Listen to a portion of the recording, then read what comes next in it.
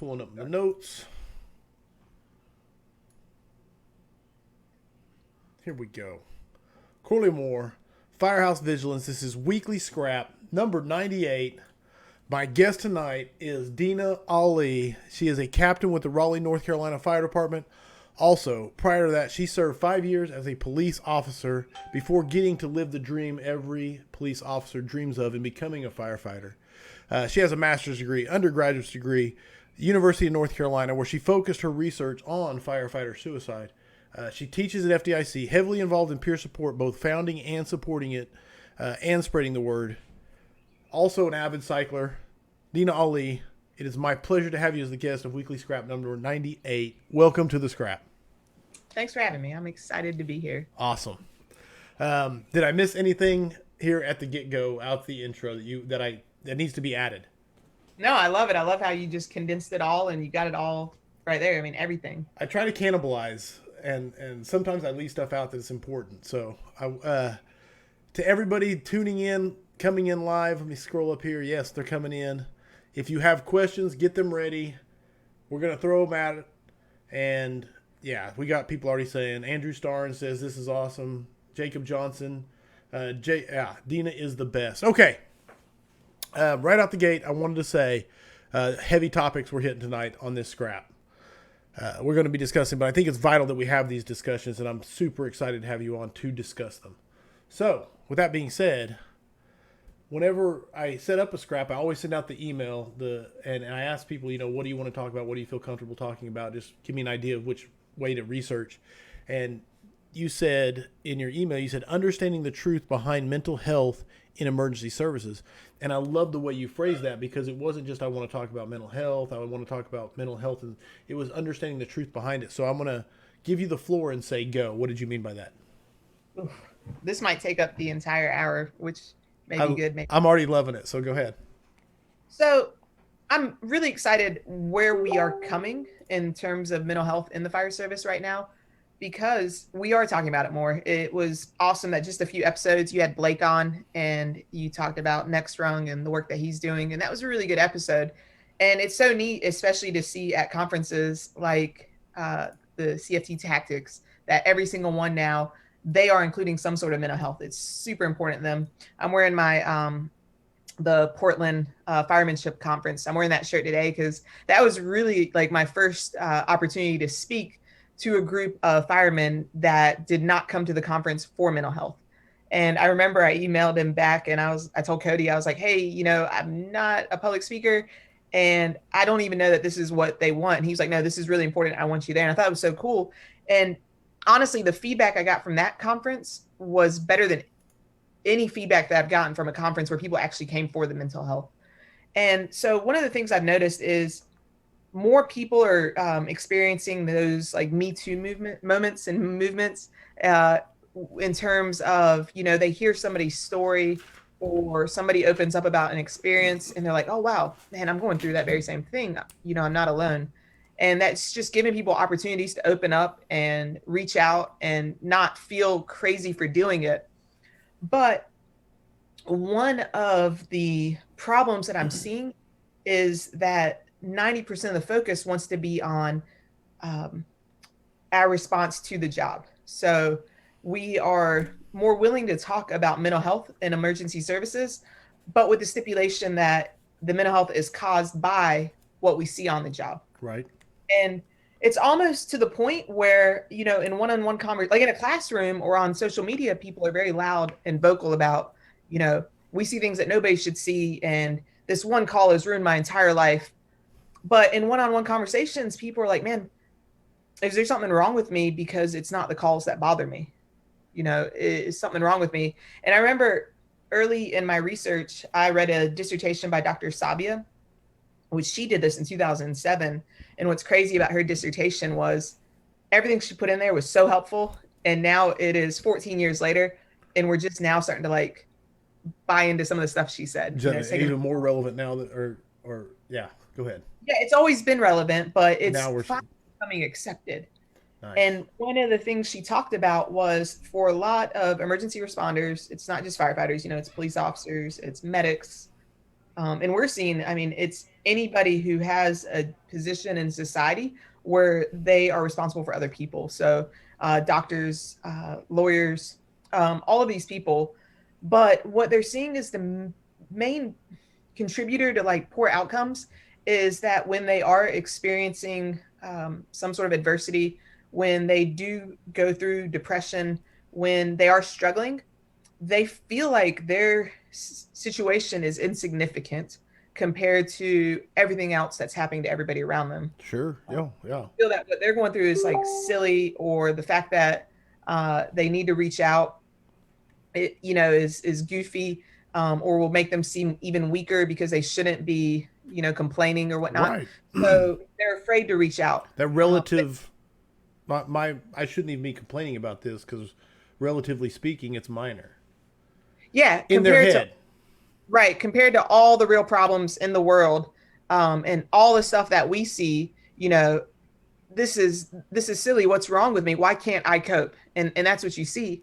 And the sad thing is, and sorry, my Facebook was dinging. I just exited out. You're good. But so they don't reach out, and what we're finding is the things impacting us mostly are those little things. It's not the big things. And what's even more fascinating that we learn is those big things, they're so big that they make sense, and they're easier to talk about because they make sense, and they're easier to process. They're easier to find resources for. Whereas all of the little things that we think are insignificant are the things that need the same attention, but we're so afraid to talk about them, to the point where people will get a clinician and they they're even afraid to admit to their clinician, maybe I'm coping poorly, maybe I'm drinking too much, or it's the relationship. They want to focus so much on the job. And until you can really just uncover the truth of what's impacting you and affecting you, it's really hard to recover. No, absolutely. I can. Oh, yeah, it's a little too close to home. So, I'm going to catch you up here. Andrew Chief Starn says, no one does more to save first responder lives than Dena Ali. Her passion and dedication rank second to none. 100%. Joey Hayes says, Dena has one of the best presentations and delivery methods I've had the honor to listen to. And then Chief Jacob Johnson says, if you're not getting Dena involved in building the culture of peer support in your department, then you're definitely missing out. I feel she is needed in all departments wanting to start peer support. And Joey Hayes says, I concur. So, no, absolutely. So what is the key? I mean, I guess that's a very broad question, but to getting to people to understand how important it is to address the little things, not just the gigantic traumatic events and the huge, easily identifiable versus the chronic, or what's the opposite of acute? Yeah, chronic. Yeah. First of all three of those are people doing amazing things in their own right with all this. I have to reach out to Chief Starnes all the time, so I appreciate what they said. But all three of those guys are doing big things. Thank you. But what I see and what I believe is the key is for people like you and I to have the courage to model vulnerability, but it has to be done carefully. I'm a big Brene Brown fan. I've read every single one of her books probably 4 times. Apparently, she's writing one right now, and I'm just dying for her to finish it because I can't wait to get my hands on it. But something that she said that really resonated with me, and it's really important, is first of all, she talks about having, the courage to be vulnerable, the courage to admit that you're not perfect, and the courage to admit, what your flaws are, and to be able to open up and talk about it. But a stipulation with that I think is incredibly important is it's not about just telling anybody and everybody, and as soon as you feel something, like posting on Facebook, showing up at work and telling everybody. It's when those people in your life have earned the right to hear your story, when they've earned the right to be entrusted by your experience. That's when it's right to, do that. But I think the big thing is for folks to be able to have the courage to model the behaviors they want to see. So, if we talk just about suicide, anybody who we've lost to suicide, when we look back, especially in the first responder world, you hear everybody around them like, man, what did I miss? I can't, how did I miss the signs? What did I miss? But if you really get to the root, and if you really get to where that person was in that moment, it was less that you missed the signs, and it was more that the environment was an environment where that person didn't feel safe asking for help. That person didn't, they feared asking for help more than they feared taking their life. The repercussions of asking for help were higher than the act of taking their own life. Right. Or just, the just the fear of Fear. feeling weak or vulnerable. Something else Brene says a lot in her work is that, and I believe it, we live in this world where you're either the victim or the Viking. That's what she calls it, the victim Viking mentality. You're either the hero or the loser. You're either the person helping others or the person that needs help. That's the world we live in, the dichotomy that we've created. But she explains that nobody is one or the other. And you can't always be a victim. You can't always be a Viking. We're all both. And it doesn't matter who you are. It doesn't matter what your rank is, where you are. You can be a victim at times. You can need help. And being a victim isn't just, like as we use it, but you can be somebody who needs a little help. And we're social creatures. We're hardwired for connection. We're not designed to solve our problems alone. We're designed to be able to talk to other people and to be able to, either learn from other experiences, or it was so cool. I was reading How to Win Friends and Influence People. Everybody should read that book. I see you smiling. I hope you've read it. Absolutely. Such a fantastic book. No. But there was a part where they were talking about Abraham Lincoln and how he was under so much stress when he was trying to decide to free the slaves. And, he knew it was the right thing to do, but all the other people around him were like, dude, are you crazy? Like, right. Slaves have always been slaves. How can you change that? That's the way it's supposed to be. And so he was under so much stress with that decision that he needed to bounce it off of somebody. So one of his dear friends traveled all the way from Illinois to talk to him. And when we got there, they sat through the whole night, and his friend never said a word. His friend was just there to listen. And by the end of it, Abraham was like, thank you so much. You helped so tremendously. And sometimes it's not about even somebody solving your problems. It's just being able to express them and to get them and to, dig them out of that deep, dark place that you're burying them. Just the ability to get them out. Yeah. Out of your own mind. Huh. No, it's the, no, and on the book, I avoided that book for so long because of its title. Because I'm like, I don't need to win friends, you know what I'm saying? So, but one of the lieutenants actually on the job actually said, no, you got to read this book. It's a classic. And I did. And he's right. It was amazing. I read it only a couple of years ago for the first time. So same. I was in the same boat. I looked at the title. I was like, this is stupid. Right. No, like, I don't care. Right. And I can't remember why I decided to read it, but I'm so grateful I did. And I've read it like 3 times since. It's highlighted. No, just his first rule, which is, never complain, criticize, complain, or condemn. Just that will change your life if you just follow that one rule. So get me on a tangent on how to win friends and influence people. Okay. I have the first question coming at you from the audience, and it's from Marco Iso. He says, how would you reach out to someone where you've seen them change? What are the right questions to ask?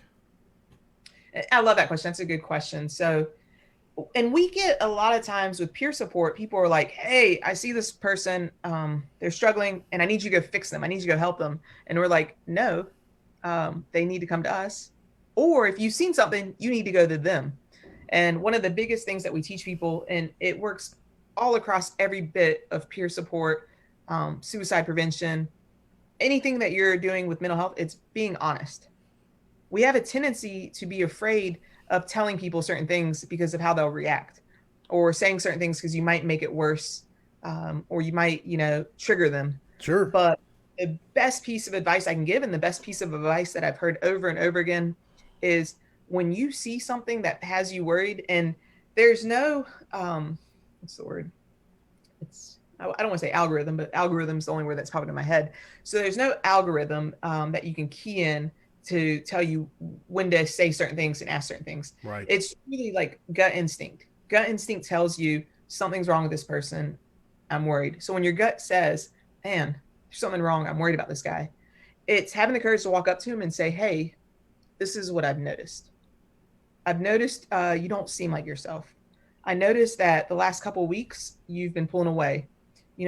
Last day when we were eating, you made a comment that, people would be better off if you just didn't come to work. you said this. So it's about having the courage to tell them exactly why you're talking to them and telling what you've noticed. A lot of times, and this is what we hear time and time again from anybody who was struggling and was afraid to open up and finally did open up. They said the whole time that they were struggling, they had this mask on. And it was like, 50-pound armor that they were wearing. Right, right. And that armor, kept them protected from anybody seeing what was going on inside. But the minute that somebody detected the armor was failing was a huge relief. You hear that over and over again. Like, they're wearing this armor, they don't want it to fail. The greatest fear is that it does fail. But the minute it fails, it's like, oh, thank God.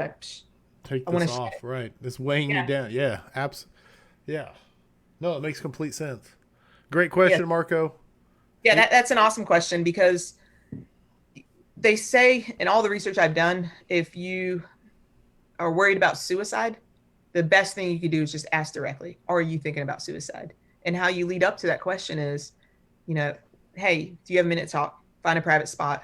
And then start off with, I've noticed this, I'm worried. Do you want to talk? Because I know that if I was going through this, or I remember when I went through this, I desperately just need somebody to talk to. And I want to give you an opportunity to have what I needed.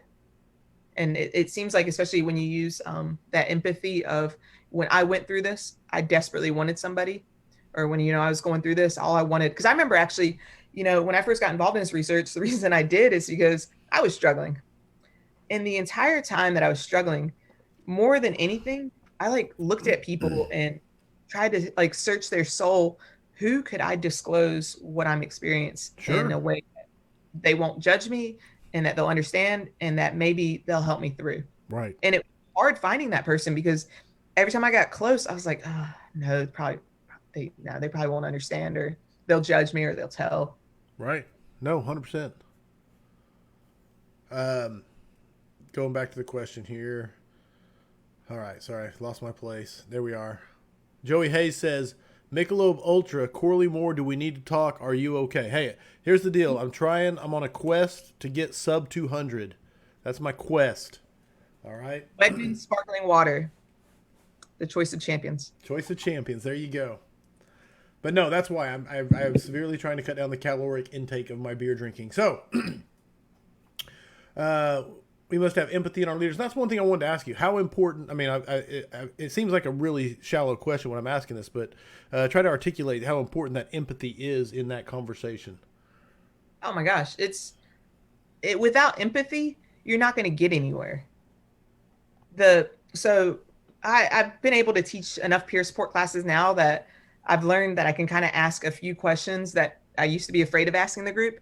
And one of the questions I ask a lot, and it's so good for everybody to see, but also for me to constantly get the reinforcement, is, hey, for those in this room that had a time when you were struggling and you felt desperate, or you felt, like you were losing it, in those moments, did you feel defective, and did you feel flawed? And if so, did that keep you from asking for help? And slowly everybody's hand goes up. So I get two things from that question. About everybody in the class admits that they had struggled. Right. And they all admit that in that time they felt flawed and defective. And when somebody feels that way, which I know I felt that way, and everybody I've talked to says they have, when somebody feels that way, they feel that nobody can understand what they're going through, that they're unique, and that they can't express their struggles. And that's what further silences them. So empathy is having a way to connect with that person to ensure that they realize that their feelings aren't unique, that they're not the only person that's ever felt that, and that it's okay. And once that person can feel like, okay, this is okay, then they can start to open up. And a lot of times just the act of opening up is the first step to just the weight of the world coming off of the shoulders. Same as that armor, basically. I mean, it's all tied together. Yeah, and I'll give you my experience with it. So when I was in that time where I was just really struggling, I was humiliated by my experience, because I felt like it was so silly, so dumb, that I really kept it to myself. I even started pushing people away. I picked dumb fights with people that I care about tremendously. And fortunately, I had one friend who he was such a great friend that he would just call and check in, once a week. And he wasn't very pushy. So most of the time I'd either send him a voicemail. If I answered, it'd be a quick conversation. I, didn't say anything. I told you my crazy cat would attack. They made the appearance, hey, as promised. As promised, he gets a little hyper.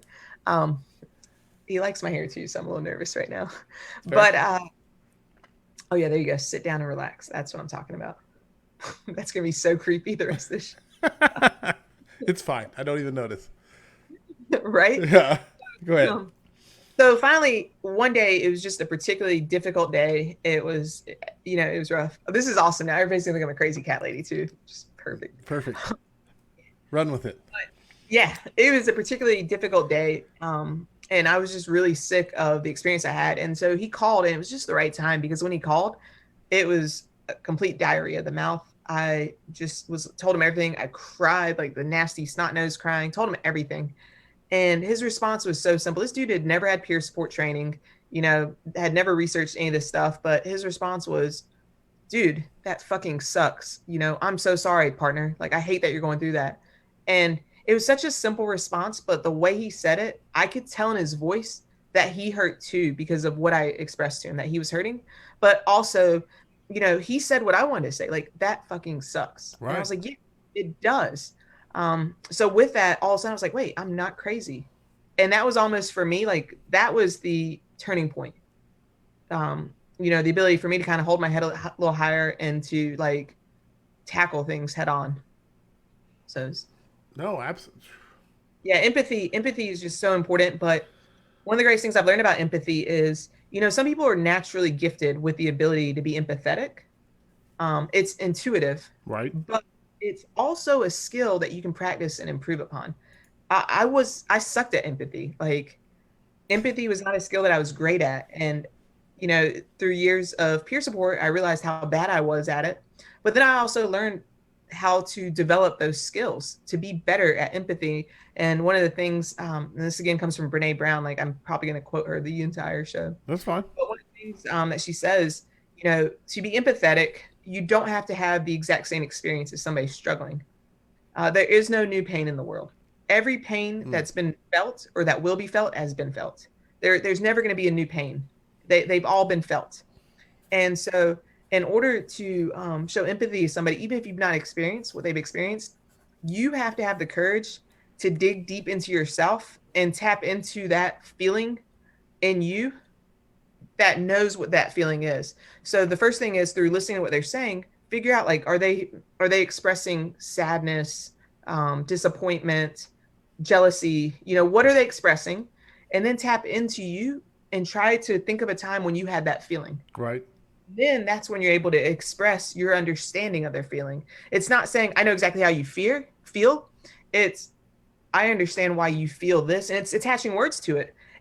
If I am understanding you right, you sound like you're really disappointed by that decision. Right. Am I correct?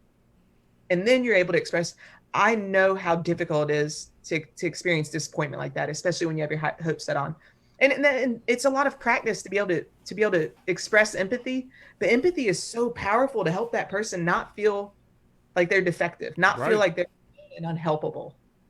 Whew. No, that's strong. Joey Hayes says, Dena, I remember part of your presentation explained that one of the major factors was the feeling of not being enough for family. Is that correct? Can you elaborate on that? I'm trying to think exactly how I put that, because I think I know he's leading to, and I don't want to give just my biased view on it. But I know for me, what was difficult and what I shared, and I hope this is what he's asking, is, my family, they were all extremely proud of what I was doing and who I was. But through some of the experiences I had and the depression I was feeling, I was so humiliated, and I couldn't tell my family that I wasn't who they thought I was, that I wasn't the successful person, that I wasn't the likable person, that I wasn't the awesome, fire service person that they thought I was.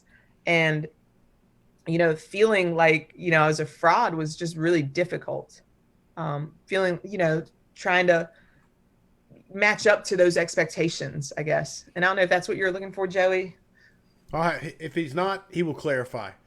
But one thing I wanted to ask you about empathy, and this is something I read. I don't even know the article I read it on. I'm an avid reader, fiction, nonfiction. I love reading, Awesome. and but one thing I never realized is like one of the well, I say this like it's not clinical research. This is anecdotal at best, but is like a lot of the people I know who are highly empathetic, naturally empathetic, or what I considered naturally empathetic, they were big readers of fiction.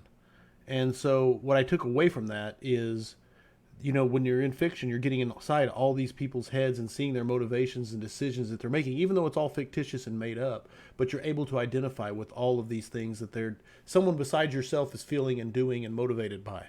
And so I just didn't know if you had heard any of that in your research or ever heard that before and things like that. So I'm glad you mentioned it. And I don't know if I can use my finger to point to the books right above the Send It, but that whole stack is Harry Potter. Okay. All Yeah. books I absolutely love. But like many people, I refused to read Harry Potter because I was like, it's stupid. Yeah. Witchcraft, like riding around on brooms. Like the more I saw people running in parks on brooms, the more I was like, that is stupid. I will never read this, right? What a waste of time.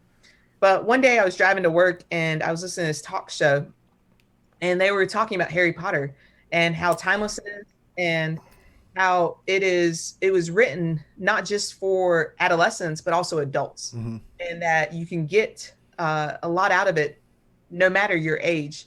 But one of the cool things in it, they said that they did a study of adolescents and they compared the group of adolescents that read Harry Potter to the group of adolescents that did not. And then they presented them with scenarios that would require empathy and understanding of differences, disability, race, Oh, social wow. class, Wow. all of that.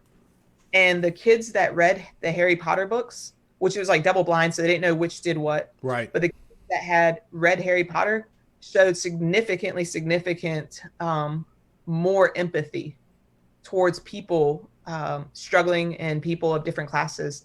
And so that's actually what made me say, man, I want to read Harry Potter. And man, I've read it twice now, and one of my favorite series, and I'll probably read it. Say I've been through it once. I haven't been off to do it twice. I don't read much fiction twice, but yeah, absolutely. Yeah, it was fantastic. Awesome. So yeah, no, I think you're dead on, and learning about how to improve empathy. One of the recommendations, my cat is staring right at the camera, which is hilarious. One of the recommendations was watch movies, watch people, and try to understand the emotion and be able to like pick up on that. And so now, I watch things a little differently and I try to study and think of things a little differently.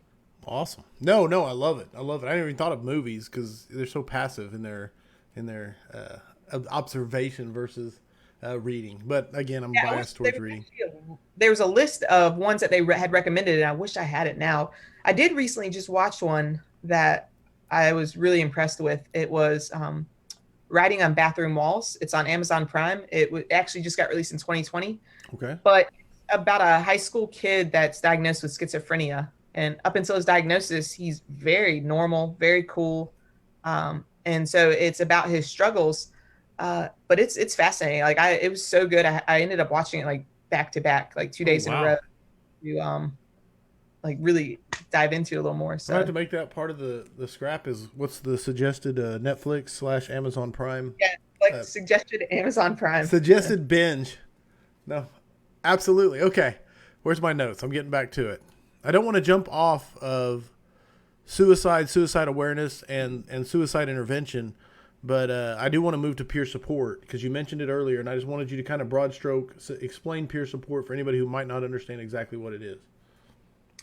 So as I was researching suicide in graduate school and just diving deep into military findings, first responder findings, and then just findings for the general population, time and time again, the only thing that you'd hear over and over again as solutions was what they termed positive social support.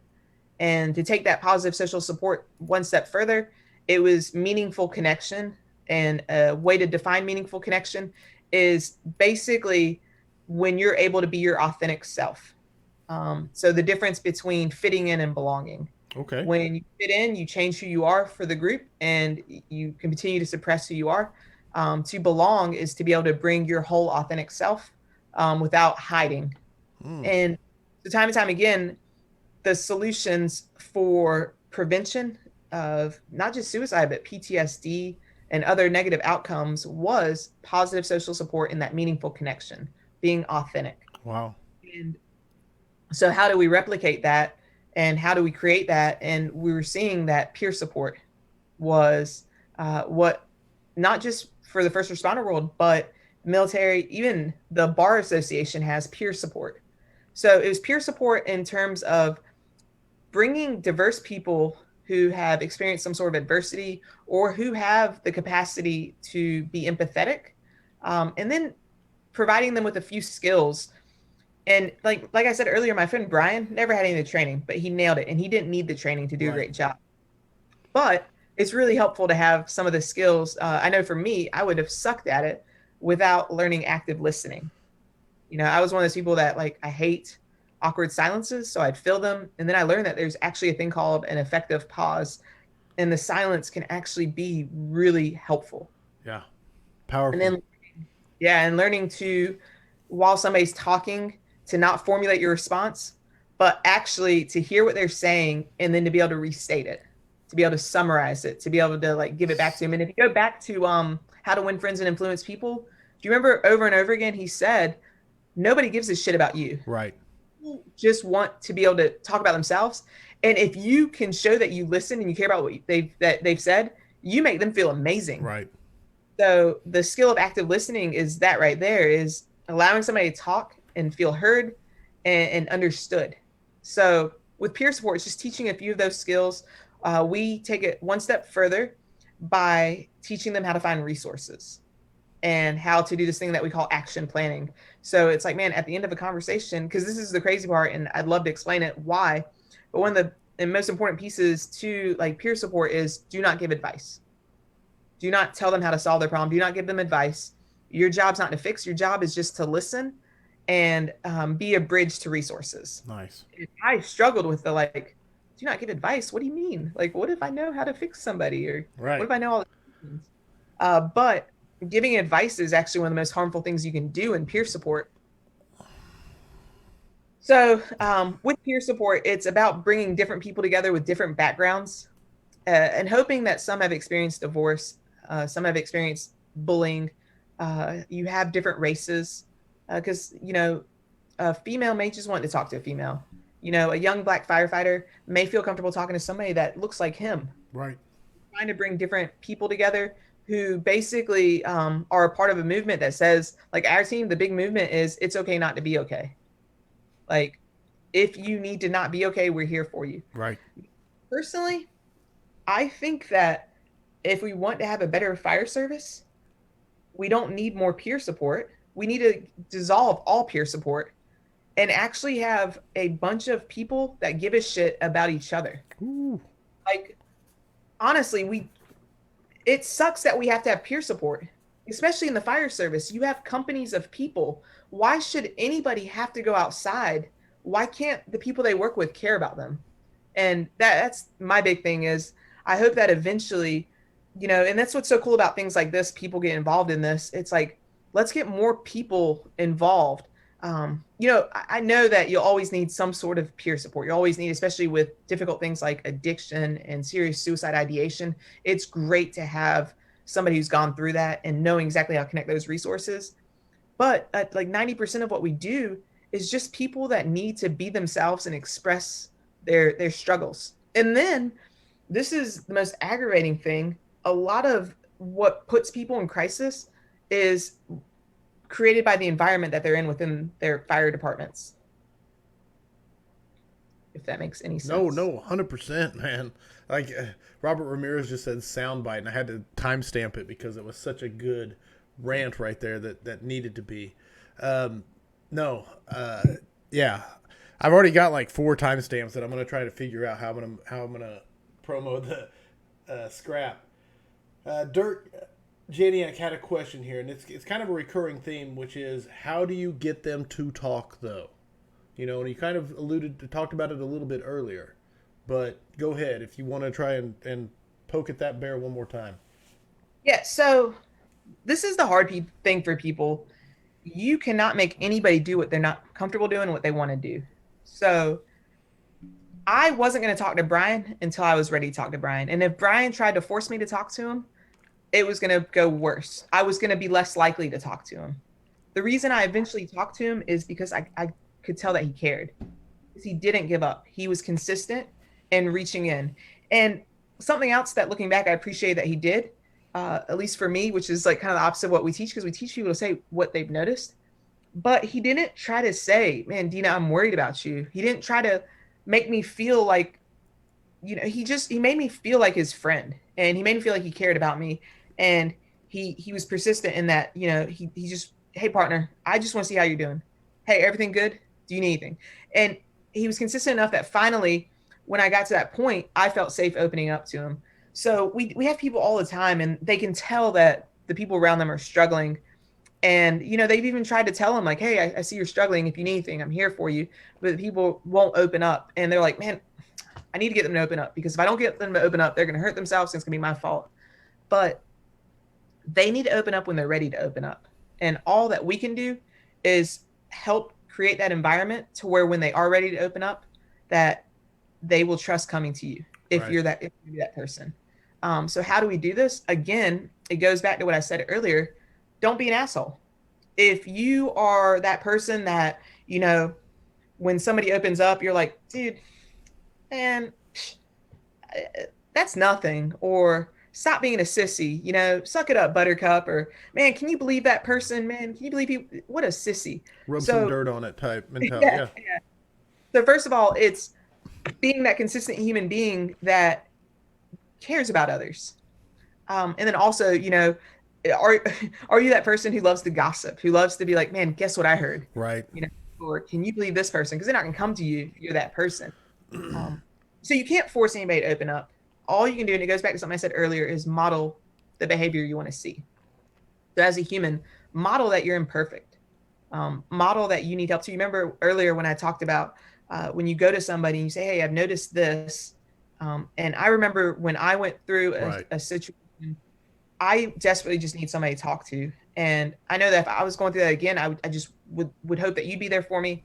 And I want to be there for you right now. So if you need me, if you need to talk, I want you to know I'm here for you.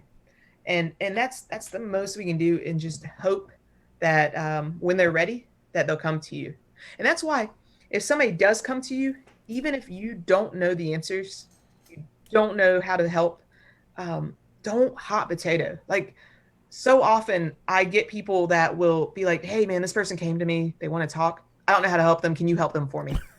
And I'm like, no, they trust you. Right. Like, they have just showed something like vulnerability, giving you something really sacred. It's important that even if you don't know what to say, don't know what to do, that you show up for them. Right. And then if you need help with resources, ask them if they want you to reach out to me for resources, but please be the person for them. They came to you for a reason. Love it. Don't hot potato. Yeah, don't hot potato. Don't be. Company officers do it all the time. Like, company officers can be like the greatest peer support within the fire service. They can be the greatest sources of empathy and connection and authenticity. But so often, because of like litigation and fear, they feel like they're not allowed to help people. And that's so stupid. Yeah. Like, be that person. Like, create the environment to where your people can come to work and be themselves, and reach out to you if they need help, and look for assistance finding resources. I love it. Marco S.O. said, I struggle with active listening. Just ask my wife. Unfortunately, I just want to solve the issue and keep going. And a lot of us suffer from that, especially in this profession, because that's what we do. We fix problems. Yeah. Not to discredit the EAP, but do you find peer support being a better option because they may relate more? So, to the first thing you said, and this is a good opportunity for me to answer a question that wasn't asked, but now there's go. I like it already. It goes back to like fixing. We are fixers naturally. Like, it's part of the work that we do, and a lot of it's the reason why we do what we do. We want to fix, and it's also why for first responders, suicide becomes a solution, because we are so geared towards fixing that suicide is the ultimate solution for somebody that is in significant emotional pain, that sees it not getting better. But that's not the direction I want to go with that. So why being a fixer is harmful in these situations. And this was awesome. Again, Brene Brown, she had an episode on Spotify on her Dare to Lead podcast. It was called The Advice Trap. And she interviewed the guy who wrote the book, The Advice Trap. And they explained why giving advice is bad. And I finally was like, wow, mind blown. Makes so much sense. I will never give advice again. So there's 3 reasons why giving advice is really harmful. Number 1, you're probably not solving the right problem. It goes back to what we were saying earlier, that oftentimes people don't even know what their true source of pain is. They have to take time to explore and to uncover what's really affecting them. A lot of times what they present are just symptoms. Okay. If they come to you with a symptom and you just focus 100% on that and you're like, man, I went through that. You need to do this. You have to do this. Still not addressing what the real problem is. So you're not solving the right problem. Number 2, and this is really important for all of us to understand, is your advice probably sucks because it's biased. All of us have our own experiences and we're all different because of our experiences. And so your advice is always going to be biased. And that's not a bad thing. It's just the truth. It's the unfortunate truth that your advice is biased. But lastly, and this I think was the most important piece of understanding that, is as long as you're giving advice, you are disempowering somebody. Because as long as you're giving advice, you are one step ahead of them. You're one step above them. They are vulnerable to you. They are needy to you. So as long as you're giving them advice, you are disempowering them. So what's better than that is to empower them to make their own decisions and find their own solutions. And you do that through improving your active listening skills, which again, it takes practice. And it's awesome that your wife will tell you that you suck at it, because that's like the best person to practice it with your spouse. So you can help people, you can know what you want them to do, and you have to be creative about getting them to make the decisions on their own. So sometimes it's about just saying, hey, do you mind if I give you some insight on what I've learned? Do you mind if I share some resources that we've learned that have helped people in similar situations? And it's not saying, hey, you're really screwed up, you need to do this. It's saying, hey, these are the resources other people in your situations have used and they found helpful. I can help connect you to them and give you a number if you want. It's asking, what is your goal? What do you want? Getting them to say what they want. And maybe when you get even better at it through a lot of practice, coercing them to say what you want them to say through just digging deep. But it takes a lot of practice. But I thought it was really powerful just learning that as long as you're giving somebody advice, you're disempowering them. No, the active listening and letting them explore, letting them just figure out what they're working on, Yeah. and then that empowers them is such a mind shift. Yeah, I love that. Yeah, and then also, so being able to find your true source of pain. So back to me being selfish. When I was going through my very difficult time, I thought I knew exactly why. And I felt so confident that this was the reason why. And once this stops and once this is corrected, it's gone forever. But I later realized that wasn't exactly the reason. That was the trigger, but that wasn't the reason. That was going to happen again because of some stuff from my early life and because of the way that my brain was wired. So I had to work on me and I had to understand why I responded a certain way. And that took time to get there. And that's why referring people to clinicians can be so incredibly helpful, because clinicians know active listening better than anybody else. They don't fix you.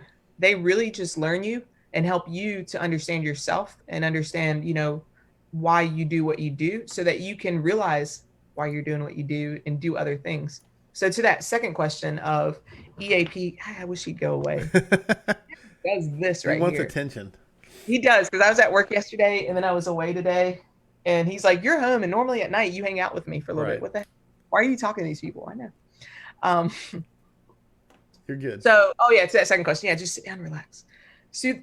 So EAP, absolutely. We've learned and heard over and over again how harmful EAP can be when it's like a Rolodex and the only criteria for getting on EAP is saying yes.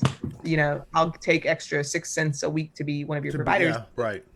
You don't know what you're going to get. You don't know if you're going to get a good clinician. You don't know if you're going to get a clinician that even understands first responders. And one thing that we've learned about clinicians is they're just like firefighters. Do you know any firefighters that absolutely suck and you would not want them coming to your house? Absolutely. Yeah, same thing with clinicians. It's every profession in the world. And just like, your followers, the people like Basil, like the one percenters, they are truly the one percenters. Right. Like the people tuning in tonight, it's not the whole fire service. Right. It's a small percentage of people that want to be great. And that's the same thing for clinicians. There's not a huge percentage of clinicians that are amazing. It's a small percentage. But a cool thing that we learned is, whereas if you suck as a firefighter, you can kill people. If you suck as a clinician, but you connect well with the person you're helping, you can actually help them. Like, wow. You can be poorly skilled, but to create a great connection and be helpful. So I thought that was cool learning that. That is, yeah. Yeah. So that's another big piece of peer support is, no, peer support does not replace EAP, because literally we are just the bridge to other resources. Right. But a big responsibility of our team is to create a network of culturally competent clinicians. So a network of clinicians that understand first responders, understand our unique stressors, understand our schedules, and have experience working with us. So that way, the first time you meet the clinician, you don't spend the entire hour describing our job and our shifts and all that they already get it. And so a big thing that we do is create that network. And so for us to be on our vetted list, another first responder has to have gone to you and has to tell me that you were a great clinician. And then I reach out and talk and ask if you're willing. And agencies can very easily create a network of culturally competent clinicians, because I have yet to go to a fire department and talk to them and find that they don't have anybody that sees a clinician. There are a lot of people within your department that have clinicians. They just don't tell you. There are a lot of people. I see that everywhere, that lots of people have clinicians. So what I recommend is, if somebody's trying to find some good clinicians, just send out a survey monkey to the whole department. You can make it anonymous and say, hey, does anybody know of any good clinicians that they see that they think would be able to be interested in helping, other people on the department? If so, can you share their information? Right. Absolutely. No. And then you reach out, invite them to, eat a meal, maybe invite them to talk about how they do what they do. And then they become that resource. So if your EAP sucks, you, as your peers or your agency, your first line supervisors, people can say, hey, no, here's a list of clinicians. Feel free to call one of these. And Raleigh actually did an awesome thing. They found, because we put every clinician that we vet, we put it on our website, and it's not hidden, because we want people looking for help. If they don't want to call or talk to somebody, we want them to be able to find it on the website. Sure. So every clinician that we vetted, we put them on the website. So our EAP actually reached out to me and said, hey, do you mind if I reach out to this list of clinicians and get them to be listed as providers? I was like, no, awesome. Because now our members can have 8 free visits with clinicians that we have vetted. Right. Yes. Absolutely. So, no, that's awesome. Yeah. That's another big thing I've learned through all this is EAPs want to be utilized. So your human resources and your administration can actually work with EAP to make it work for you. There are departments like that you don't have to do a random, like if the people just want this clinician, EAP will cover just this one clinician. So we can improve upon our EAPs, and that's another role that peer support plays. No, I love that. I love the fact that it can be vital for vetting valuable resources that can then point the resources of the jurisdiction towards the right point. Yes. I know what I'm trying to say. I really do. I'm completely distracted by the cat. Dirk said cats are great listeners. They are. There's a butterfly that was flying. That's why it started flying, and my cat is about to run through the glass on the door. Let me see here. I'm looking through the questions. There we go. So before I get off of this topic, which I'm really not switching topics too much, but I do want to hit sleep. But before I switch to that, I wanted to say, is there anything you want to say to anybody who is listening live or will listen in the future, if they are having ideations, thoughts, depression, feel like they're all alone? Anything you want to say to them before I move on to the next topic?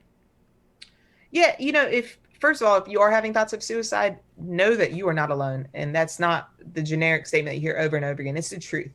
You're not alone. I struggled with them. I know a lot of other people who've struggled with them. And the research that I found says 33% of people in their life will have thoughts of suicide. Thoughts of suicide are a lot more common than a lot of us realize. It's when we fear those thoughts and they further isolate us that can become problematic. So if you're having thoughts of suicide, it probably means that there's something stressing you out. Um, there's a reason for it. Just like PTSD, every symptom of PTSD has a normal positive response, like adaptive response. Like all of our PTSD clusters are positive responses to stress. Your body is responding so it can protect itself. Um, Thoughts of suicide, I wouldn't say it's a positive response, but there's a reason it's happening. And a lot of times it's because there's something negative causing it. And so being able to undercut or, address whatever that is um, will help. So, no, you're not alone. And don't be afraid of the thoughts. Don't be afraid of reaching out. I'm so glad you had Blake here. Next Run does a great job. They are national peer support that you can call and they'll connect you. In North Carolina, we have a phone number as well. The Suicide Prevention Lifeline. When I was struggling, I thought about calling that number, but I never did because I was afraid of it, and I thought that like they would find who I was and where I was and send somebody. But I've later learned that that number, they recognize that somebody who's having thoughts of suicide is, deeply ambivalent. They're thinking about death, but they also want to live. And the whole goal is to push them towards life and to just keep them from dying. And then secondary is to try to just connect them to resources to address whatever's causing it so that it stops. So the National Suicide Prevention Lifeline is an amazing resource, 24/7, 1-800-273-TALK, or you can text 741-741. But they're amazing. And what we've learned is suicide intensity ebbs and flows. So somebody can be suicidal for months. They can be suicidal for years. And the intense moments where they may actually die by suicide are fleeting. They're very short lived. But unfortunately, in those moments, they're so incredibly intense. They lead to a tunnel vision. It's hard to think clearly and make rational decisions. So that's when that person's at greatest risk. And that's why calling Suicide Prevention Lifeline helps get those people through those moments. Or what we teach our peer supporters is, when somebody's in a moment like that, and it's somebody that and that they trust you and they've called you, you can actually sit with them and get them through that. I don't recommend, sitting with somebody who has a gun in their hand, but what I'm saying is be with them. And we have a peer, I think he's on right now, Dylan Briggs. He's amazing. He did that for somebody. He drove 4 hours and sat with somebody once and stayed with them that night and went home with them the next day. And that person, reached out for more help, is doing amazing today. So suicide intensity comes on, and it usually comes on between midnight and 4 a.m. And that's what sucks because that's the hardest time to Right. people. You're going to bother the most people if you reach out at that time. Right. Right. Who's just going to answer, right? And that's why Suicide Prevention Lifeline is always there. The iPhone, when I go to sleep, I put it on silent, but I have a list of favorites. So if anybody on my list of favorites calls twice, it'll go through. It'll break through. I cannot leave my phone not on silent because I'll never fall asleep. But it will go through. And we teach people, and I love it, and it is evidence-based. We teach people this concept of a crisis card. And the goal of the crisis card is to pre-plan your emergency, just like, with Mayday. And, like Basso talked about, like the proactive Mayday, and being able to know exactly what you're going to do and how to do it and have it like stored in the limbic system so you don't have to think your way through it. It's similar with creating a crisis card. So on your crisis card, first of all, having the understanding that the reason for that crisis card is when you're in suicidal crisis, decision-making is going to be really difficult. That tunnel vision is going to prevent you from calling anybody. It's going to prevent you from problem solving because we know that when our prefrontal cortex goes offline during fight or flight, there's no rational problem solving. Right. So you pre-plan your emergency. On the crisis card, on mine, the top thing says is the phone number for Suicide Prevention Lifeline. And it's the phone number of 3 people that I've had a conversation with, and they know they're on my crisis card. And if I'm ever having these thoughts, I can call them and they're going to be there. So if their phone's on silent, call it twice and they'll Nice. answer. But there's also three what they call pleasurable activities. And no, it's not sex because you have to do it alone because there might not be somebody with you. So don't put sex on there. I know you can do it alone. I get it. But pleasurable activities are those things that when you do, you lose track of time. You enjoy them so much that you lose track of time. I hate running. Running sucks. But when I'm stressed, running is a pleasurable activity. I do this thing called ROMWAD. It's a great just stretching mindfulness exercise. So ROMWAD's one. And then I read. I'm like you, as you can see behind me. I love reading. I have a Kindle and I have like a fiction book on my Kindle at all times. It's what I like before I fall asleep. I read my Kindle. So 3 pleasurable activities and then 1 mood regulating activity, which is one type of mindfulness. One of the guys on our team actually created on our website a 3-minute stop and ground. If you have the app Headspace or Calm and you have like a smartwatch, it will actually put you through an emergency calm where they just walk you through mindful breathing.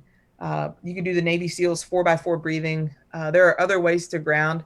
Like I've heard one where it's, 4 things I hear, or I'm sorry, 4 things I see, 3 things I hear, 2 things I feel, 1 thing I smell. And as you're going through that, you're grounding yourself. And a lot of times by the end of it, your prefrontal cortex has come back online.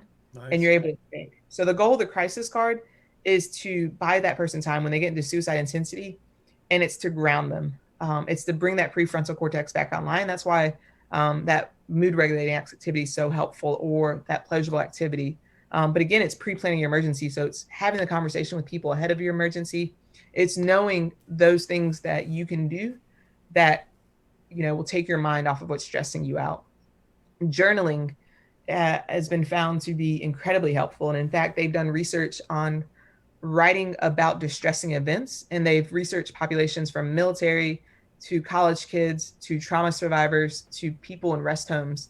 And over again, they found that writing about distressing events helps to alleviate the symptoms. So journaling might be right on. It sounds like counterintuitive. It's like, why would I write down about how depressed I am? Right. But it actually found that the act of writing about it helps to process it and helps to work your way through. So definitely recommend everybody having a crisis card, even if you don't think you'll ever be there.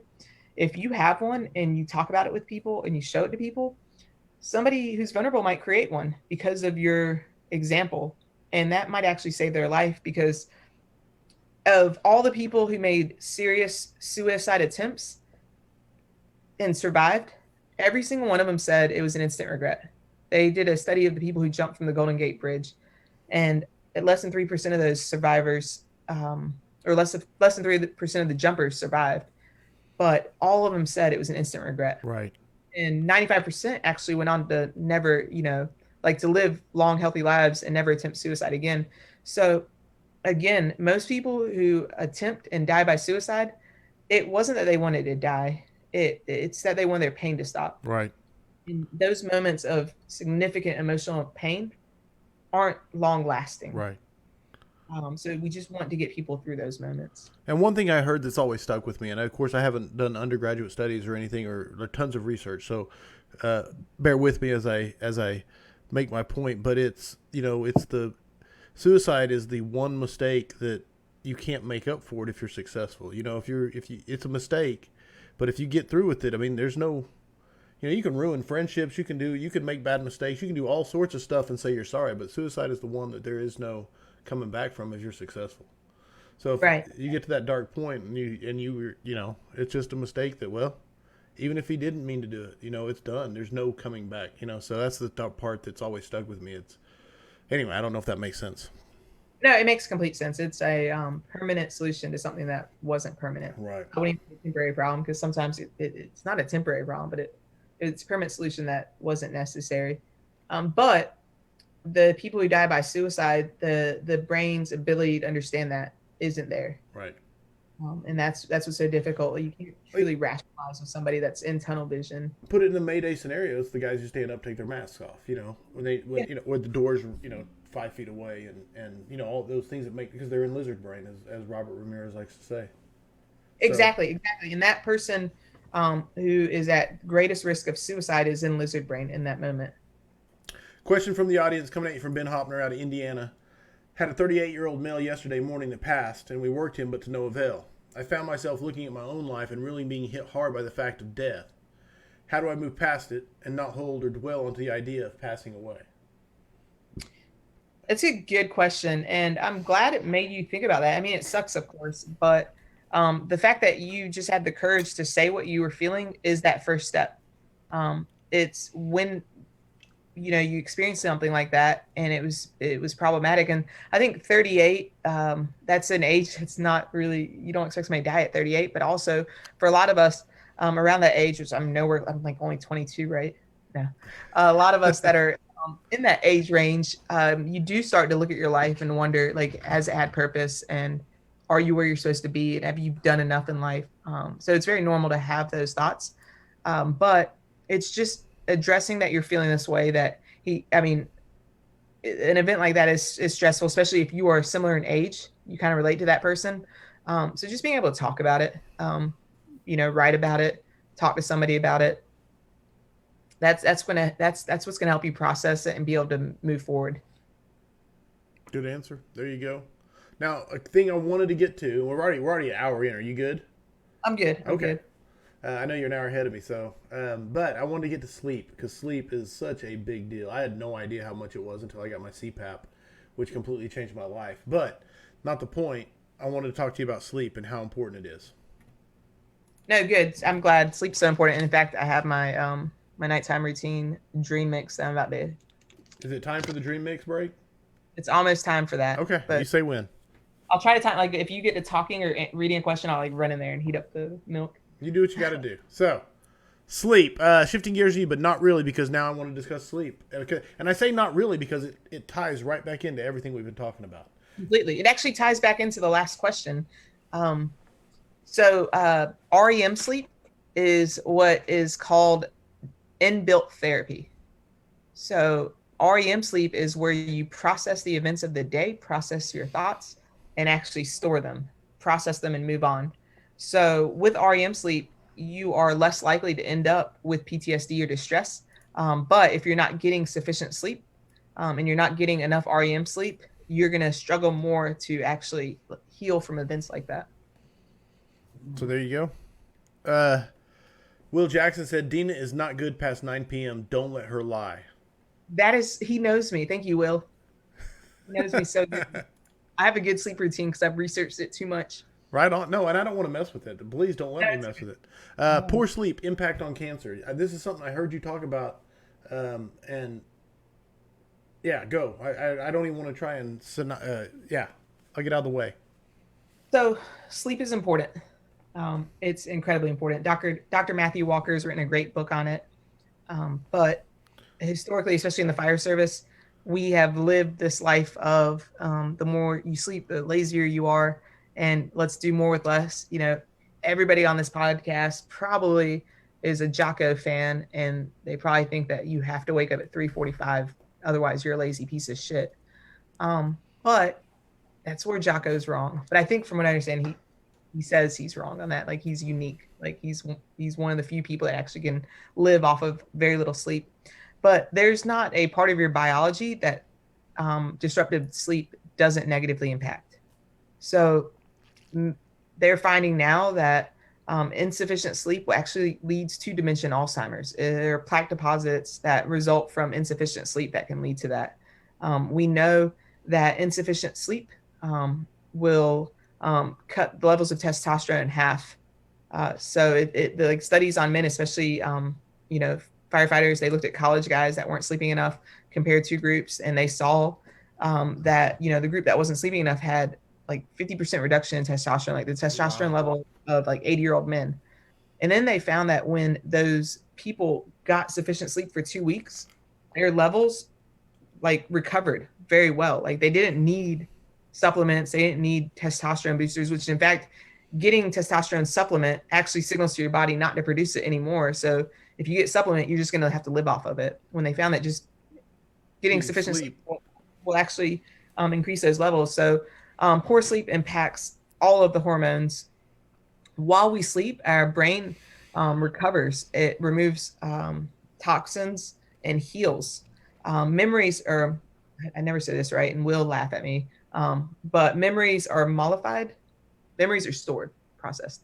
So like if you're studying for a promotional test and your plan is to double down on studying and cut out sleep, you're actually doing more harm than if you read everything and then get a good night's sleep. Because when you get that good night's sleep, it actually stores what you've read, so you can draw upon it, so you don't have to read it over and over again.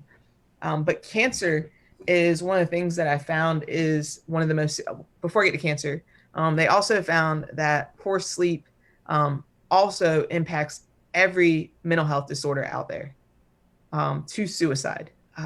Like poor sleep is causal, is directly linked to major depressive disorder, directly linked to PTSD.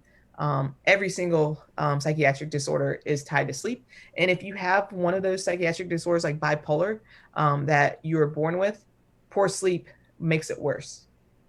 Our amygdala is that fight or flight responder. Right. Lizard brain. Lizard brain. Exactly. Okay. And poor sleep makes your amygdala, it amplifies it, and it damages the way it responds, and it actually will make you like more short-tempered. Wow. It'll make you emotional. It'll make you more of a dick, which will make you, struggling along with people, which will make everything worse. Everything, yeah. And I'm sorry about, I have to say lizard brains. We have truckies that listen. So I understand. Yeah. So that's all those things, but to the cancer, which I think is for us in the fire service, something that we're finally like really addressing and understanding. But I'm not seeing us put the same emphasis on sleep that we're putting on like clean cab. Right. Right. And okay, sorry, I don't want to go. It's okay. But what I found and what I believe, and I could totally be wrong, but what I believe is poor sleep will actually cause cancer much quicker than any of those other things that they're, trying to fix for us or change. And the reason for this is the studies have found that just one night of insufficient sleep will render 70% of your cancer fighting cells ineffective. So all day, every day, cancers enter our body. Like, you're not going to avoid cancer. It's entering your body, but we have those cancer killing cells. Like, we have immune systems. And when cancer enters, the cells attack it. And for the most part, if you have a healthy immune system, the cells, prevent the cancer from, taking over. And you're saying 70%? One night of insufficient sleep will render 70% of your cancer fighting cells ineffective. And what do you sorry, man, that's mind blowing. But what do you mean by one night of insufficient? Are you saying like making like who was it earlier who said was it Basil? He was saying I just made rides from 9 to 7 a.m. I made 12 rides. Are you saying no sleep? Or are you saying just interrupted sleep? Or yeah, interrupted sleep, unfortunately. So, and in fact, the World Health Organization has now classified night shift work as a probable carcinogen. Oh, wow. Because of the impacts on sleep. So, and they did labs, rat studies, and this was what I thought was really fascinating. This was like out of Chicago. So they took 2 groups of mice and they injected both groups with tumors, and they wanted to watch the growth of the tumors. And one group of the lab rats got good sleep. The other group got disrupted sleep, got woken up every hour. And I don't know the time frame of the study, but at the end of it, the group that had the interrupted sleep, the tumor grew 200%, where the group with good sleep had no growth in that tumor. So what they found is naturally our bodies have killer cells, but when our bodies go into chronic inflammation, which is often caused by insufficient sleep or stress, when our bodies go into chronic inflammation, what happens is the opposite of the killer cells. You actually have the cells that cause the cancers to metastasize. Those cells take over. And so that's why if you're in that chronic inflammation, which is often caused by poor sleep, you are going to potentially have a much greater, you've created a greater opportunity for cancer to thrive and metastasize and take over. Um, so sleep is so important. And what sucks is if your sleep is already disturbed, um, having stress happen will make getting sleep impossible. Like, we all know that when we're stressed Sure. out, we're trying to sleep. But if you have a really good bedtime routine, if you have good consistent sleep, if you know and practice mindfulness, you actually will be able to improve your sleep. Mm. So Yeah, there's I a lot don't. of Now I there's want a to lot ask. Oh, sorry. Go ahead. I'm walking on you. Sorry. Go. it's okay, I'm walking on you. But there are a lot of things you can do to improve your sleep. Me, I used to watch TV up until bedtime, and I learned that my brain needed to slow down. So I have a Kindle, which the Kindle, it doesn't have like the iPad light or the phone light. There's no blue light on it. It's just that dull light, and that's why I'll put like fiction, like Harry Potter. Like I literally, the only time I read it was when I went and got in bed, and I'd read it until I fell asleep. And it actually, for me, worked really well. Like I used to read it like 35, 40 minutes. And then got to the point where some nights I could only read for 5 or 6 minutes because I got so sleepy. Sleepy. Right. Yeah. So, And it's, sorry. I really want to ask this, which is the 70% reduction in the killer cells. How long does it take to get back to recover? Because earlier you were talking about the testosterone levels come back after, what was it, 2 weeks, I believe. yeah, a couple Yeah. weeks. So is it the same type of recovery, or is it more long term, or is there any research been done on the recovery of that? I don't want to lie. Okay, it's I don't fair. every time, but I do know that through like habit changes, the recovery does happen. Okay. And from what I understand, it's not that long term. Okay. But Our if job is long term. yeah, and Right. if you're staying in, like I remember in my 20s, like I thought that like it was like that I was awesome because I could only, I could survive on 3 to 5 hours of sleep. Yeah, Man, I was pretty the rally time was amazing. yeah, I felt so good and but now I in this one book, I pulled like my favorite books out. Um Yes. book, Why We Sleep. That's the one you referenced earlier. I was going to ask the name, but yeah. Okay. Yeah. I've read this a couple times, and this book, because of this book, I've really changed a lot of my habits, a ton of my habits because the amount of truth in here. And but over and over again, he says, the solution is improving your sleep, and it's not through prescriptions; it's through what they call sleep hygiene. So changing your practices, and in fact, there are clinicians out there now that they do what they call cognitive behavioral therapy for insomnia. So people who have insomnia, and they struggle to get back on track, they can see a clinician. You said you have a CPAP now, so you had sleep apnea, and a lot of people have undiagnosed sleep apnea, which I'm sure you can attest to. Throughout the night, you were waking up all night. I You never weren't. woke up. My wife would wake up and watch me think I was dying because I Yeah, wasn't like breathing. stop breathing. Right. But So you weren't. I was asleep. I was fine. I just felt dead tired all day long every day. So, Yeah, so you were asleep, but you weren't. right. Your body wasn't doing what sleep does. It Right. wasn't in the active process of sleep because there's two stages of sleep, and you weren't getting into that second stage, and you probably were never getting REM sleep at that time, because of that. I just thought it was normal. I was taking a 2 hour nap every day and waking up exhausted from the 2 hour nap. So I won't even go into my story because I am such a believer in good sleep now that I have not taken that CPAP off except for the one time I forgot to take it to Iowa. I am 100% like or 98.99 whatever that comes out to. Anyway, go No, ahead. your story I think is important. They evaluated. There was research where they evaluated 6,000 firefighters, and they found that 37% had sleep apneas, and most of those had no idea that they did. And like you said, you slept all night, snored all night, kept your wife up all night, and you thought you were sleeping all night and doing what you're supposed to do, but your body wasn't doing what it's supposed to do. So you weren't getting true restful sleep.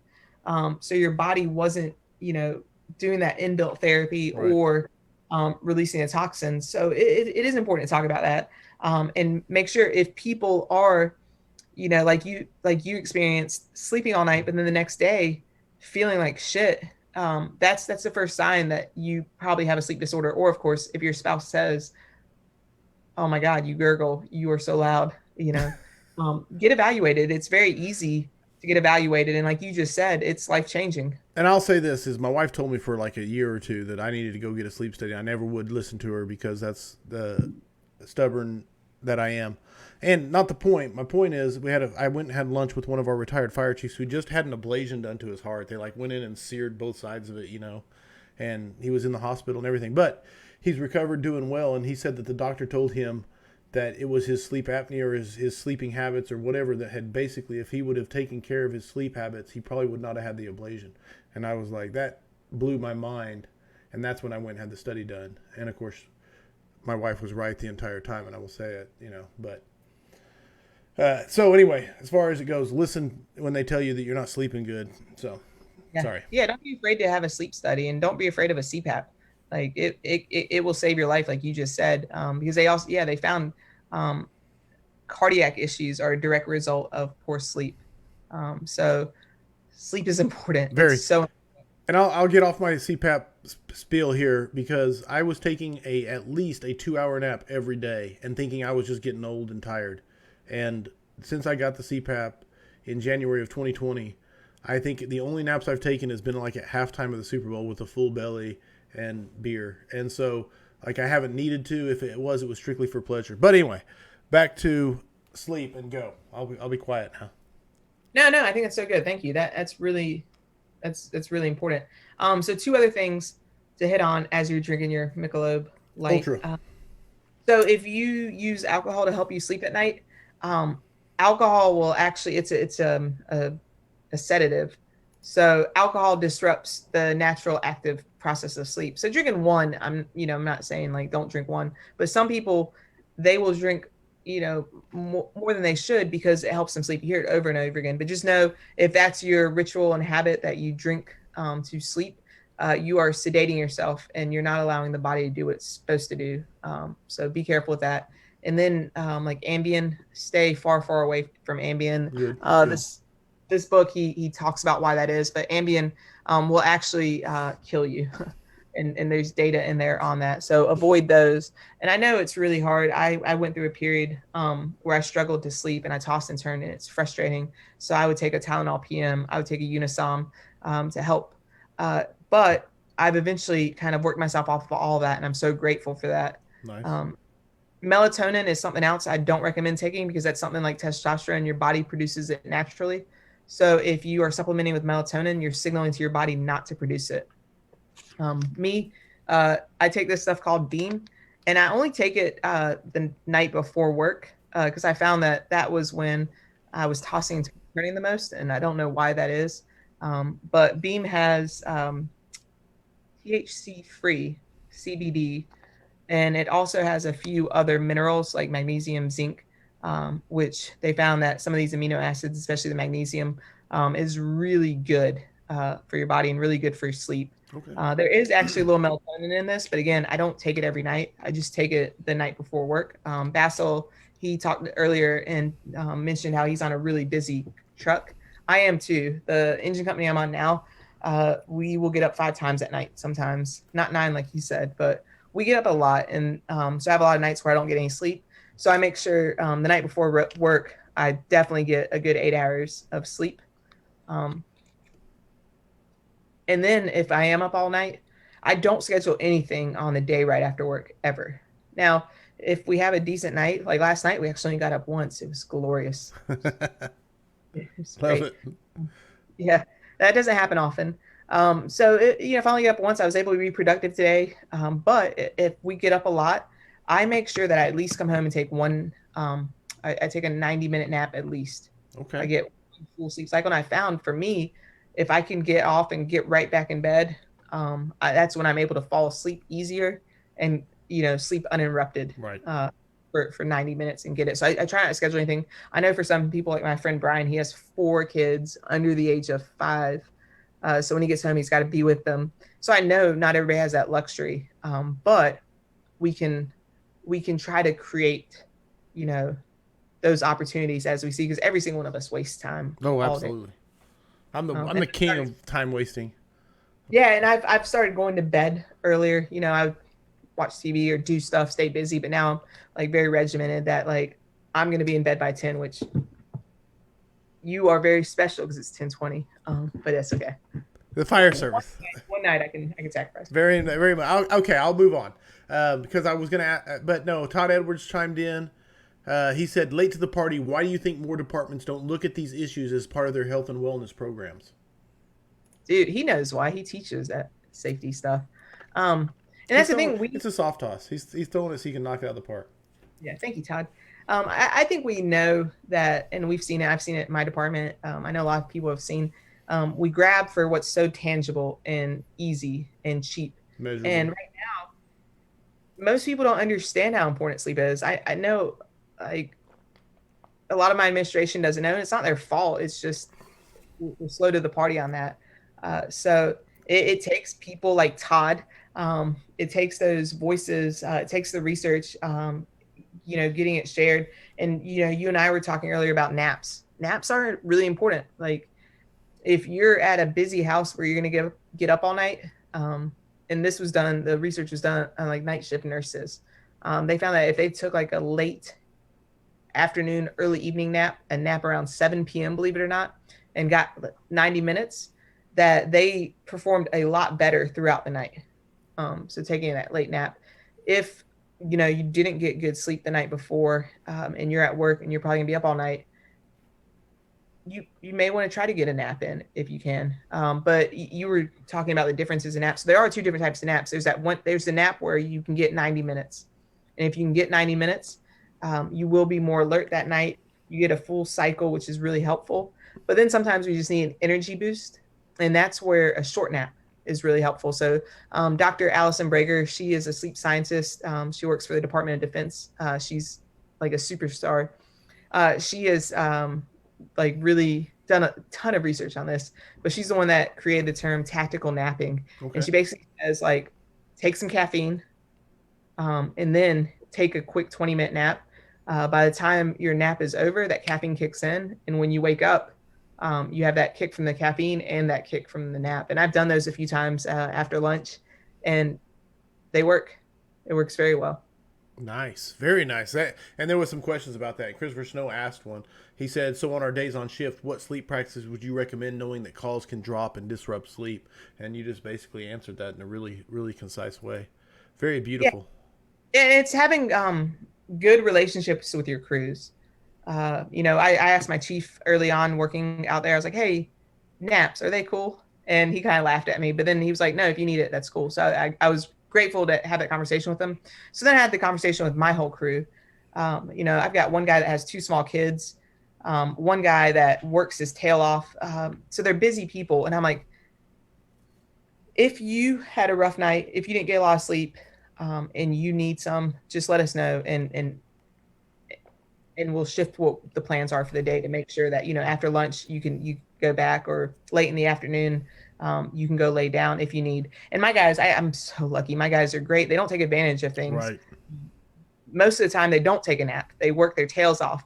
But they know that if they need it, they know that if they had a rough night, they could say something, and they have. They've let me know, like, man, today's just not a good day. I'm exhausted. And knowing that we are probably gonna get up all night, I put priority in making sure, like, all right, please go lay down, go take some time. And completely off topic, going on to leadership, but that just sends the message that they're important and their needs are important to you, and sending them that they can trust you to take care of them. That's so, so powerful. Todd Edwards said, we set our days up to do our house and training before 1300. After that, we chilled and ran our calls. Dirk asked, lazy boy snooze or lay down in your bunk? So that tactical nap, lazy boy snooze, I think is better. That's how I use my tactical nap. And I hope nobody from work's watching this now, because I do love the tactical nap. But if you need that 90 minutes where you're going to try to get a full cycle, go get in bed for that one. And I know it's hard. You don't know if you can get an hour and a half. Right. But we have found, for some reason, at our firehouse, between 7 and 10, we actually slow down a little bit. It's really weird. And then it starts kicking back up after that. So beautiful. All right. I know I've kept you up way past your sleep cycle bedtime, but I appreciate it really very much so. But I always like to ask, and I know I know some are coming, but book or books that you think firefighters should be reading? So do you want me to stick to my topic? No, 100%. Whatever the question, I mean, as wherever you want to go. You could say they need to read Harry Potter, and if it's your Okay, yeah. choice. So yeah, Harry Potter for sure. Like that's a big choice. So I pulled some books out. Awesome. You guys have already seen the Why We Sleep. Right, we sleep. If that's important to you, that's really important. Anybody who cares to learn more about trauma, and like the class that you heard me speak at, a lot of it was based on this book, The Body Keeps the Score. It is not an easy read. It's a really thick book, and this one actually got wet, but this book's been abused because I've referenced it so much. It's a fantastic book, very powerful. This is actually where they said, sleep is inbuilt therapy, but it talks so much about trauma and recovery from trauma and how it's not a life sentence. PTSD isn't a life sentence, that there are ways to recover. One of my favorite reads, The Beauty of a Darker Soul. It was written by Joshua Mentz, who went to West Point, was an officer. He nearly died. The same round that almost killed him, killed his highest ranking non-commissioned officer. The survivor's guilt he felt, the moral wounds from that really negatively impacted him. But in his story, he talks about how it wasn't the trauma that messed him up. A lot of it had to do with what he called the moral wound. And, the mask that he had to put on afterwards. Right. And he has so many lessons in the back of this book that are really powerful. And one of the biggest ones, or two of the biggest things I got from him, he says, for a lot of us first responders and military, trauma and PTSD are the red herring. They're a scapegoat for what's truly bothering us. And he explains why it's so important to be able to explore what your true source of pain is. And it's okay if you don't know what it is. You have to explore. And in his story, he talks about having to do that very thing and the time it took to get him there. But this is a great read. The first time I read it in like 3 days. I couldn't put it down. Oh, wow. It was so good. So that one. Nice. I have to order that one tonight. I'm always looking for fast reads. I think I tired you guys out on books. No, it's dude. I have a running document on Facebook. It's in my drive. Resilience. Resilience. Yeah. Very good. They interviewed POWs from Vietnam, rape survivors, special operations, all these people who were extremely resilient and thriving. And one of the POWs they interviewed, he spent a significant amount of time locked up in a box that was like 2 feet by 6 feet. And they put shackles on his legs. And every time they put the shackles on, like it tore his skin. And he was only able to get up 10 minutes a day to go to the bathroom. He didn't have any exercise. He hardly ate. So you read this story of his and you're like, man, no way that guy got out of that unscathed. Right. But he did. And so the book Resilience talks about how people can become resilient and, how you can face or how you can be exposed to really awful things and not be ruined by it. Wow. No. 4 awesome books. I got 2 of them I got to order now. I like to add to my current. And then, like I said, on Facebook, if you guys want to see, I like to say I keep it current. It's not. It's like to episode 50 and we're on 98. But every book that's ever been suggested by a guest is on the Facebook. It's pinned to the top at Firehouse Vigilance. I do add to it weekly, and someday I will catch up. And so in about 3 or 4 months, Dena, your books will be added to that list. And the problem is, and I'm going to get to this in a second because I wanted to bring this up before I switched to topics, is I don't just make a list of the books. I actually have to get a picture of the book and then put a link and an Amazon link so you can order it and it's all there. So anyway, it's a one-stop shop for every book suggested by guests of the scrap. All right, Dena, Will mentioned the book that you should write. When can I expect to see that? Oh my goodness. I actually, I do want to write a book. You need to, but go ahead. Yeah, for me, one of the reasons why I haven't written a book yet is every day I'm learning something new. And I know, like right now, like everybody knows suicide has really been something that I've spent the most attention to. So if I were to write something, it'd probably be about suicide. However, in the last year, I've really transitioned to trauma and resilience. So that's become something I'm super passionate about now. But we all know that suicide rates in the U.S. have been steadily increasing. So we're not doing the right things. And it keeps me really engaged to continue to learn more and figure out how to improve things. And in fact, just this weekend, I watched a webinar called Rethinking Suicide by Dr. Craig Bryan, who was in the Air Force, and he's now a psychologist that researches suicide. And in it, he basically said, throw away everything we've been doing. This is why it doesn't work. This is what we need to do. So for me, what keeps me from writing a book is that I'm like, man, I need to dive into that a little more first. And I keep doing that. And so I'm Right. at that. So I do eventually want to write a book, but I'm waiting to feel confident about writing something that will be useful. Well, you've been a guest on the Scrap, and so we're best friends now. And so You gonna write my I get to bust your chops and saying I'm not going to write a book on this thing that I'm very passionate and knowledgeable about because I may be more passionate and knowledgeable about something else later is like saying I'm not going to work out because I may be able to do better curls No, later. no, no. What I'm saying is, I'm afraid that like I'll finish writing the book and publish it, and then I'll be like, no. But then I guess that's why they write second Right editions and on. third. No, you're absolutely right. I need to. No, I I need. know. I really am just busting. But I do think that there is a massive need for it. So I'm being very sincere in that. The rest of it's just jokes. So, all right. We have a thing we do, and we're at an hour and a half. Thank you so much for your time, especially with the passion for sleep. But every scrap we do the 5 questions for firefighters, and so Dena Ali, I wanted to ask you: are you ready for the 5 questions for firefighters? Yes, and I glanced over them, and then I didn't really put a lot of thought to them because the answers weren't coming to me. So I was like, man, I hope they just come to me on the show. This is the best. This is the best one. It's live and raw. So here we go. This is question number one? What is the number one issue facing the modern fire service? So is this my topic or like what I think? What do I you? guess I should No, this is 100% your opinion. You can go anywhere you want. You can say space aliens, now, basic. but it won't So give you good points. yeah, we've already. I should explain the rules. I'm sorry because most people like to explain the rules, which is every answer is 100% your opinion, and the points are arbitrary and passed out by me. Okay, So good. there we go. I think we really already talked a lot about it. Sleep deprivation is the number one issue. Something else that I've noticed, and that another direction I was thinking about, something that I'm seeing is here lately for my department at least, we have attrition like we've never had before, and we're also because of our desire to be more diverse and to represent our community better, we're hiring different, and we're really having that clash of the old way, the new way, the old class, the new class, Absolutely. and I think that relates to, and that's causing a lot of the attrition. But I think it's going to lead to some good things, and that's going to answer one of your upcoming questions as well. But Okay. yeah, no, sleep for sure is something that I know now is killing us and has been killing us and is affecting our relationships, our health, um, and we got to find a way to help people improve their sleep. I love James Gearing and how he's a big advocate for trash these 56-hour work weeks. Like we need to work normal work weeks. And I like 24-hour shifts, but you have to have more than one day to recover after a 24-hour shift. So we need to have 4 shifts instead of 3 shifts. No.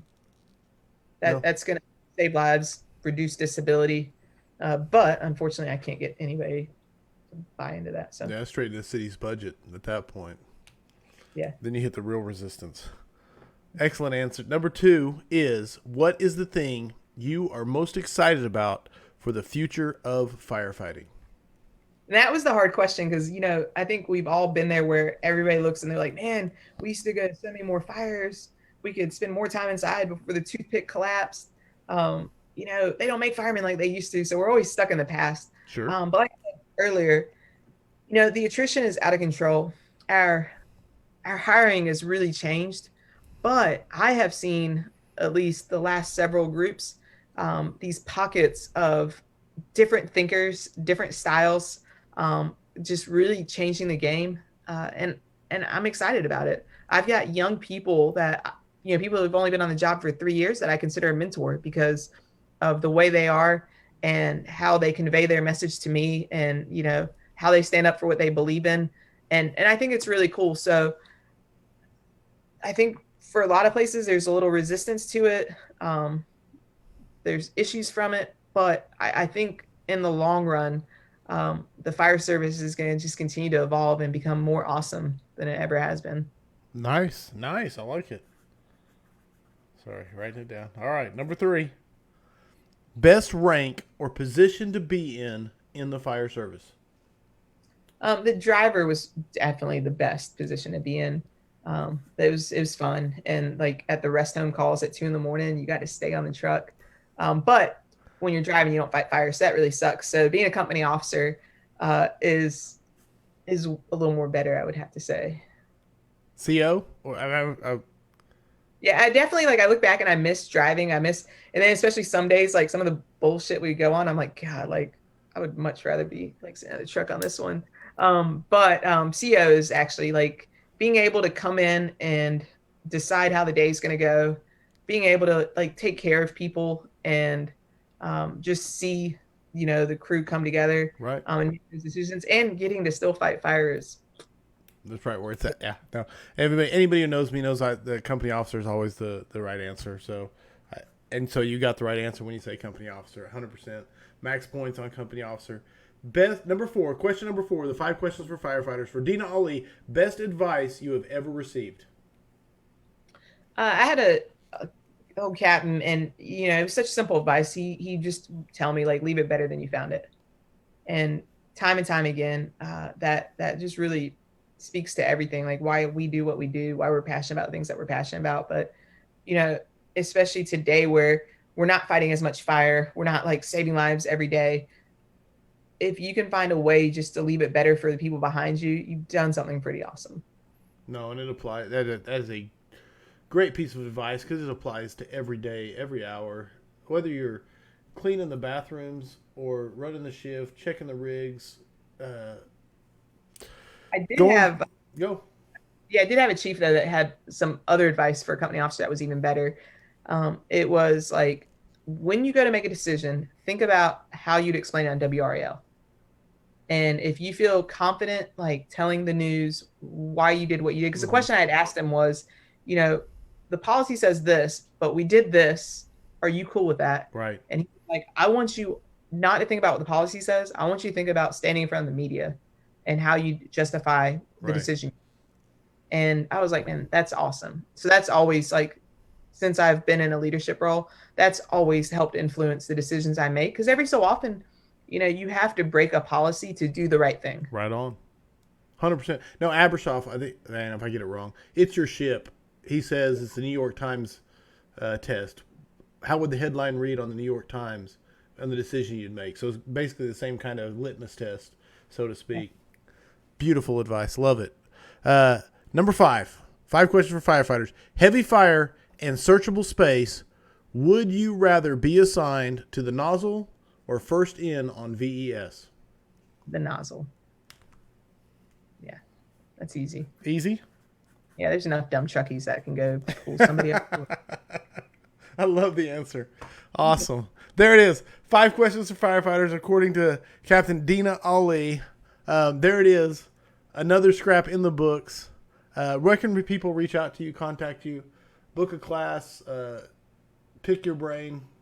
Go. Yeah, I think, of course, Facebook's always the easiest way to find me. I'll make sure you have my email address. If somebody's looking for class or looking for me to help them find, classes. Because right now, the mental health community is saturated in people trying to make a dollar.